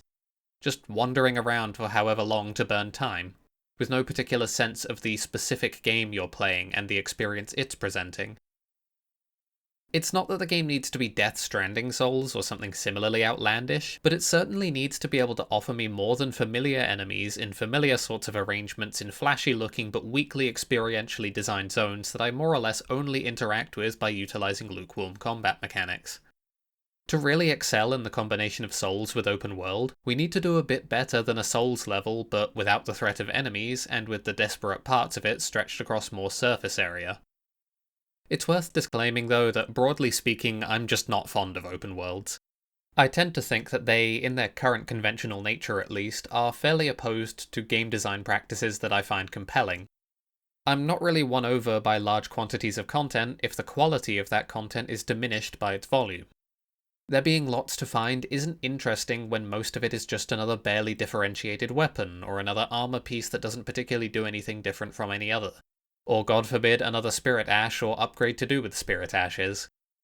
Especially when the content these rewards are contained in are haphazard collections of enemies standing in open space, with perhaps a mediocre to bad boss fight which, in this DLC, is all too often an NPC. And outside of the boss fight or chest or what have you that marks the end, it's hardly ever even those things. It's crafting materials to help prop up the incredibly superfluous crafting system whose only purpose in life seems to be polluting the loot pool with things the player will never see or care about again. I sure am happy I picked up more thin beast bones, and I can't wait to use them to never even a single time need or want to craft an arrow of any kind in these games. When exploration's reward is discovery, such as the lift down to the underground sections in the base game or the pathways through the side areas in the DLC, that's something I'm more able to get behind. Which is why finding more bad loot than interesting set pieces like this makes me less interested in going looking.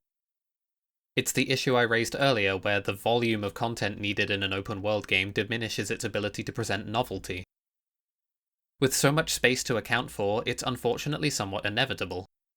In a game less interested in presenting itself as a combat challenge gauntlet, these sorts of systems might be more enticing, though they would still need less half-baked integration and more robustly designed encounters to apply them to instead of a mere sandbox. A sandbox is put to good use by extremely varied kinds of interaction, typically, the sort of thing that Elden Ring just doesn't offer. And Scadutree Fragments only make this worse. As I said, there's 50 of them littered around the game world, with many just lying around, and many more hidden in very obscure or hard-to-reach locations. Very few hidden behind an actual challenge of any kind, and certainly not anything unique. As I explained prior, I'm not really interested in an aimless scavenger hunt for strict statistical progression that overpowers my regular statistical progression. I'm not sure if this sounds strange, but to try and demonstrate, imagine if in the base game, instead of dungeons and catacombs and heroes' graves and whatnot with their disparate rewards, you found items littered around the floor periodically. These item pickups would have within them a huge stockpile of upgrade materials and enough Lord Souls to give you several levels. I can't speak for anyone else, but this consolidation of the reward of exploring in such a way that overpowers the old form, being runes and thus levels, makes the whole affair feel very flat. It waters down the RPG mechanics to the point of near irrelevance in a game that already struggles with the relevance of its RPG mechanics. I rarely, if ever, have to make noteworthy trade-offs to set up a build, as stamina is plentiful even with little to no investment, mind is a luxury at best for most builds that aren't pure mages, and health eats a mandatory 60 levels per playthrough. With how damage scales in Elden Ring, and the lack of pressing need to put points anywhere else, there's really no point in being a glass cannon. So when many of your stat increases go to your relevant damage stats anyway, it puts a bit of a damper on things to see how little they matter as opposed to finding more Scadutree Fragments. Sure, you're doing both, but one of the two, Scadutree Blessing versus levels from runes, is going to have a much, much larger impact on your immediate power. I think this is a fairly poor stopgap for the unpredictability of player power coming from the base game due to Elden Ring's open world nature. For my own part, I would prefer in the first case that the player be asked to do anything at all for their Scadutree Fragments, and secondly, that instead of hiding them in hard-to-reach places, something more interesting might be hidden away instead. Something with some lore insight or some particularity to it in any way whatsoever. Because what I want from the world is the discovery of novel, interesting parts of it, rather than my Sekiro prayer beads that supplant the importance of my levels. Hell, Sekiro even has the good sense to hide its attack power increases behind major boss kills as a means of curating the player's power at any given stage. Shadow of the Erdtree tries this to an extent, but also allows you to collect 34 of a possible 50 fragments without a single boss kill. In an RPG, I would like it if the build decisions I make have ramifications beyond some of the weapons I get access to. In Shadow of the Erdtree, that's basically it. Everyone I send in there is going to have 60 vigor, with remaining points divvied up between the damage stats for my weapons, with maybe a few stamina and mind levels, and they will all be wearing whatever armor it is that I can find, as the distinction in power between armors is pretty minuscule. Their capabilities don't meaningfully differ, beyond my Faith character having access to the I no longer wish to play setup of the Blasphemous Blade with talismans to restore FP. I could play a pure mage, but I don't really enjoy pure mage gameplay in Souls, and I don't think it's very well designed.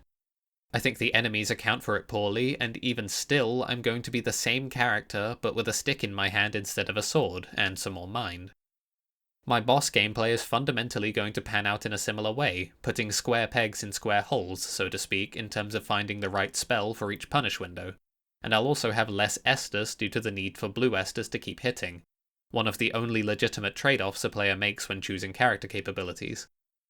The RPG mechanics are almost entirely worthless in Elden Ring, and Shadow of the Erdtree seems to agree, committing to all but replacing them with a more action game style of general statistical enhancement, necessitated as a form of progression due to combat not being something you can even meaningfully improve at past a certain point. All told though, while I think the open world could stand to improve in a lot of ways with the curation of its content, its connection to itself, and the variation in the content within it, it's the most understandable thing I can see to like about the game, and especially the DLC. The sense of discovery is hampered for me when the majority of what there is to discover is loot or combat encounters, but I can understand it. It's like Skyrim. You boot it up to bumble around for a bit and have relaxing fun times. I don't think this speaks positively to its design, but it certainly speaks to the appeal. The problem here is that Elden Ring is a game caught between two different kinds of appeal. Certainly the people valuing it as a combat challenge and praising its boss design would not be satisfied with the conclusion that it's Skyrim, but with somewhat more robust combat mechanics. There is this perception in some parts of the communities around it that it is more than that in some sense. Souls games have some degree of prestige to them, some communal perception that they are more serious artistry than something like Skyrim might be. Certainly once upon a time these games seemed to be trying to achieve something a bit greater than a world to turn your brain off and unwind in. Even Elden Ring, with its intense and incessant combat focus, falls into this camp. If you're looking for open-world shenanigans games, Elden Ring seems to contain a sizable design focus on things you're not necessarily there for. So what we're left with is a game that excels at nothing that it does. It emphasizes combat, but is outshone easily by more combat-focused titles, even ones as close by as Sekiro. It presents an open world, but one with deeply limited forms of engagement and exploration that often fails to present anything new at all. A non-zero percentage of the time in Shadow of the Erdtree, your reward for exploring is a boss. Some percentage of that amount, it's a repeat boss. Sometimes an NPC boss, or just an NPC invasion. All of which are combat-focused trials with little going on outside of the combat aspect. Your loot for these fights is frequently uninteresting, and just as frequently useless. It seems to me that a player looking for an open world also has a large number of better options for that sort of experience. We're left with a generic blob of a game, enjoyed by everyone, but loved by no one. Clearly the loved by no one part of Matt's point here has not come to pass, seeing as Shadow of the Erdtree is widely beloved, and Elden Ring even more so, but I think he's on the money about the homogenization of the game. Just about every reason I might have to play a Souls game over another sort of game is gone with Shadow of the Erdtree. Any sense of groundedness has long since vanished, the combat design is no longer anything I'm interested in, I find the narrative elements inscrutable and unsatisfying as compared to the more thematically cohesive prior games, the level design is weaker, the atmosphere is weaker, the majority of the immersive quality is gone. For any given thing that I could play Shadow of the Erdtree to get, I can get it better elsewhere. And rather than being more than the sum of its parts, Elden Ring's parts either do not support one another or actively conflict. The open world causes problems for the combat through the RPG mechanics, with the DLC solving this by smothering the RPG mechanics through the Scadutree Fragments that, due to the DLC's difficulty, will mandate exploration for some if they're unwilling to keep bashing their head against the wall, forcing the player to modulate their own difficulty in a way they're not at all equipped to informedly do while violating that player's freedom of approach. And it's exploration in a sense of running around and picking things up, as opposed to finding content to engage with. And the narrative obfuscation of Elden Ring has reached a point that it's difficult to contextualize the meaning of your actions in any way, while the game simultaneously refuses to manifest any form of consequence for your actions. All this then to come around to a point where the combat can be trivialized through statistical progression without even really meaning to. It feels more and more like FromSoft would be happier making straight-up action games. To do that, though, it's far past the time for the systems to evolve. Because in thinking about boss design, in thinking about how inscrutable enemy attacks and behavior are and how simple the mechanics are, I've come to the conclusion that if there is a need to constantly escalate challenge, as informed by the old guard who have conquered everything prior, a lot of these measures are somewhat inevitable outside of systemic improvement. If you have to make ever harder bosses, they have to get more complicated. They have to have less downtime and tighter punish windows. They have to demand more precise rolling and timing, and maybe they even have to start subverting conventional design behaviors, or the laws of motion and physics, or even just sensible behavior in a fight to match up to the player's unbelievably powerful roll button. The Souls framework lacks combat design space. There aren't many levers you can turn, and we've been at this for 6 or 7 games now, depending on how far you count Sekiro. Something was always going to break at some point. The combat needs non-trivial adjustments. The inclusion of mechanics like guard counters, or customizable Ashes of War of which many are uselessly slow boss super moves, or throwing weapons that eat unbelievable amounts of stamina for no reward over a regular swing, or a stance break mechanic that's essentially a watered down version of Sekiro's posture, or a jump button that functions near identically to a roll in terms of combat, and is obtuse in when and how it should be used, doesn't change that fundamentally the core pieces can't hack it. Combat clarity suffers due to the power of the roll, and by token of its similarity, the jump. The invulnerability is so strong and so disconnected from what is visually happening, that determining a proper response becomes even harder. Invulnerability frames are the single most powerful way a player can defend themselves in a game. Their sparing use can make that power felt, in a limited way, while their overuse crowds out all defensive options that are not invulnerable in nature, with significant effect on how enemies can be designed. Even now, you can clearly see how enemy attacks are overwhelmingly built with the cadence of the player's roll in mind. Multiple swings within your roll's invulnerability period to force stricter timing, the proliferation of roll catches, attacks built to force you to roll in a particular direction at the right timing, so on and so on and so forth. To help with the monotony, From even invented a system of varied responses in Sekiro with perilous attacks. A system with its issues, but one that fundamentally created a need for a variety of responses player-side. Clearly, if you just parried all game long through every last threat, the game would eventually get boring, right? It had become a mere matter of repetition. This sort of dynamic is between not present and obscure in Elden Ring, reliant on guesswork to determine if the game would like you to jump as opposed to roll, with little in the way of clear visual indication one way or the other, or why one would work over the other because of the obscurity of the mechanics. Sekiro gives you a warning, then leaves you to read the animation of the enemy to figure out what to do. Elden Ring just leaves you to figure it out, thus relegating the jump's intuitive use to its most blatant cases, the visual design of which do the game's immersive quality no favours whatsoever. And on the offense side, attacks with no distinction in properties means that only the best attack that fits within the punish window gets used, with other moves relegated to near non-existent rolls. Jumping R1 almost never does anything I'm interested in as compared to jumping R2. Regular uncharged R2s are useful only for their increased stance damage rather than anything about the nature of the move, and charged R2s are widely impractical outside of particular boss attacks, given that their only real reward is even more stance damage. Statuses don't mean much when they're all fundamentally a means to more damage. Damage in a burst, damage over time, more damage over time, or the other damage in a burst. It's little wonder that the two damage burst statuses, Bleed and Frost, are the most powerful, strong enough to be a balance concern even. Once again, I understand that you can boil many things down this way. What do I get from juggling an enemy in Devil May Cry or toppling a monster in Monster Hunter if not more damage?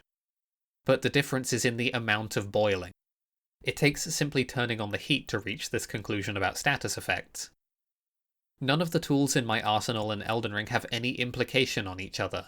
None of their use cases have any implications on what I am to do next, or what I can do next. Paltry attempts at this have been made in the form of weapons like the Light Greatsword, with its R2s and R1s linking up in different ways to give the weapon a sense of flow, but it's as if From is rediscovering the wheel here. Real action games have understood this idea for literal decades at this point. We're back to pretty covered ground at this point though, and the idea is clear. Souls used to offer something that was harder to find elsewhere through the sum of its parts, and less conventional presentation. More and more of that is being lost to the insatiable focus on complex combat encounters with ever more conventional presentation, while the mechanics behind those encounters remain all but unchanged. And a few ham-handed dalliances into the sphere of open worlds can't pick up the slack. Almost entirely gone are those unique sorts of experiences I can get with the Souls series, but not really anywhere else. The most enjoyable part of the DLC for me wasn't Messmer, and it wasn't some dungeon or some open world vista. It wasn't some cutscene or some botched NPC fight with a totally mismatched sense of tragedy. It was the Shaman Village. The reminder that Marika, for all of her godhood and all of her grand designs, was a person. A person with a history and a home. A few notes from the start of the game's main theme, and a fairly humble little vista with a golden tree and 2 items with a bit to read into. It's a quiet, poignant little place, and it's the sort of thing that you oh so rarely see in these games anymore. These moments have been lost, traded for a few more lightning bolts for the dancing lion. And for me, the rubber band of tolerance for this sort of gameplay has snapped. It's another gradient in the same direction, but this is the first one to be, for me, unambiguously too far. Next installment, or the one after that, it might be too far for you too. Thanks for watching. This was a much longer project than any of my prior work, completed or otherwise, and I'd like to say a quick thanks to all of the people who helped make it possible. Shandy and Metal for allowing me the use of some footage, and all of the friends who helped me test, investigate, and refine the script. The help was invaluable, and so were the messages I received from people interested to hear my perspective laid out in full. And thank you again for sticking through the whole thing, whether or not you found the video convincing. I can't say it's too likely I do much more talking about Souls. Between Lost Soul Arts and this, basically everything I have left to say about the series is out there in the world, beyond specifics that may come up in particular subjects. I suppose we'll have to see what the future holds, though.